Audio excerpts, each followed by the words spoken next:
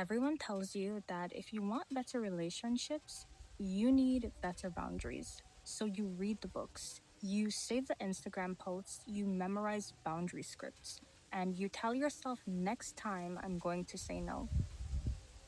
And then next time comes, and somehow you still say yes. Or you say no, and then you spend the next 6 hours wondering if they're mad at you. If that's what happened to you, I want to tell you something that nobody told me. The reason that you struggle with boundaries probably isn't because you don't know how to set them. And it's probably not because you're too nice either. It's something much deeper. Here's the lie that most people believe. This is the lie that I believed for years. I thought that boundaries were a communication problem. I thought that if I could just find the perfect words, if I could just explain myself better, if I could make people understand where I was coming from, then they'd respect my boundaries. But something kept happening. Every boundary came with a paragraph. Every no came with 3 apologies. And every decision came with a long explanation, and I couldn't figure out why. The answer surprised me. The problem wasn't my communication. The problem was what my nervous system believed would happen if I disappointed someone, if someone got upset with me. Think about that for a second. When you say no, what does your body expect to happen? Do you expect conflict? Do you expect there to be rejection? Some kind of fallout, like someone giving you the silent treatment, someone calling you selfish, someone taking their love away, becoming angry with you. Because if that's what your body expects, then boundaries don't just feel uncomfortable, they feel dangerous. And that's why logic loses every time. This isn't about adulthood. Most people think that they're reacting to the person standing in front of them, but often they're reacting to experiences that taught them what happened when they had needs. Maybe growing up, you learned that keeping everyone happy kept the peace. Maybe expressing your feelings made someone angry. Maybe saying no made you feel guilty. Maybe your needs always came second.